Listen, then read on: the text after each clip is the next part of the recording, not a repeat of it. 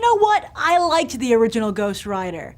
You're watching Beyond the Trailers review of the sequel, Ghost Rider: Spirit of Vengeance. I'm not afraid of you.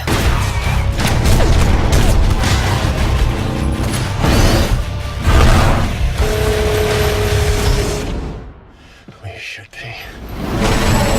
And I totally realized that I'm one of the only people who does like the movie. See, I was hanging out with my dad back in 2007, and we had nothing to do, so we decided to see Ghost Rider. I didn't expect much, but I'll be damned if during the Devil's first appearance early on in the movie, I didn't turn to my dad and say, wow, this is actually good. But in all fairness, I must admit that I am a huge Nicolas Cage fan, which is not an easy thing to be these days. In fact, Cage looks about as much like Johnny Blaze as he does Superman, another comic book character he was set to play on the big screen. But Cage is a huge comic book fan and Ghost Rider fan, and his desire to be a part of the current comic book movie renaissance is palpable. That's why he's back for more with Ghost Rider: Spirit of Vengeance to continue the story of Johnny Blaze's curse, while at the same time many feel Cage is a curse on the franchise himself. But Sony, who also wants to be part of the comic book movie renaissance, is doing their best to help him out. Gone is director Mark Steven Johnson, replaced by the crank team of Neville Dean and Taylor. Gone is Eva Mendes, replaced by that Italian actress who was last seen opposite George Clooney in The American. Gone is Sam Elliott, replaced by Idris Elba to guide Cage on his quest. Gone is Australia, replaced by another favorite Hollywood backdrop, Eastern Europe. And for some reason, Peter Fonda is also gone, replaced with Ciarán Hinds. I mean, no offense to Ciarán Hinds, but how do you replace Peter Fonda? Especially when word was Fonda had wanted to be in the sequel.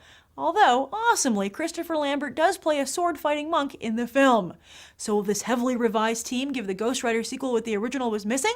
Let's go find out. How was Ghost Rider? We loved it. Yeah? Oh, this Ghost Rider movie is way different than the first one, but it's better. Did you like the first Ghost Rider? Yes. Me too. I like all of them. Oh, good. All right. So we're not alone. Yeah, better than the first one. Oh, okay. Would you call it a good movie? It had more action than the first one. Oh, good. The action, the way they portray Ghost Rider, the bike, I actually like this bike better. Oh, yeah. This is a cool bike. Visually, yes.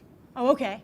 Where is it not an improvement? Story-wise, it still lacks a lot. Do you think that's because of Neville Dean and Taylor? I mean, I actually went to see it because of them, because I know they're visual filmmakers. Are those your 3D glasses? Yes, they are. How did they work? Just regular 3D glasses, but they're Oakley.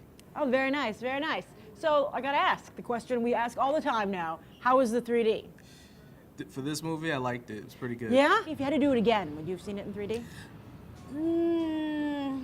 Not really. I like the regular one because, you know, my glasses and the 3D glasses. Oh, yeah, they have to fix that. Yeah, so, you know. I like Marvel did a great job with this. Oh. And Marvel got all my respect because I know Marvel's better than DC movies any time. I am a Marvel fan. But just story-wise, it just seems like the film gets interpreted as a comic book first instead of as just a real story.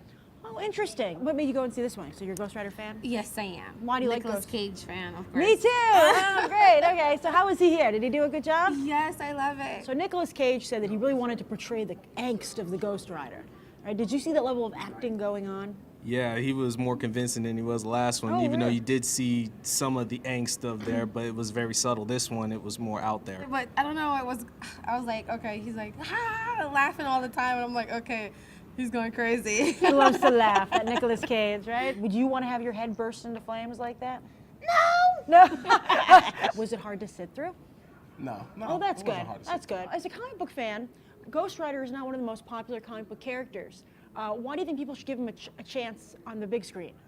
Come on, Ghost Rider has been around around the 70s, and you know, you gotta respect for old superheroes like him.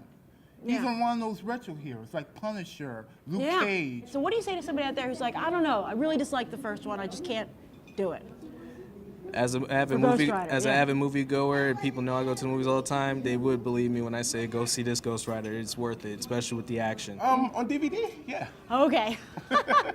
What do you give it on a 1 to 10? I give it a 10. I give it a 10. 5. I give it a 10. I give it a 9 out of 10. I get beyond the 10. Wow, there seems to be a lot of heat coming off this latest Ghost Rider movie as audiences give the sequel overall a 9.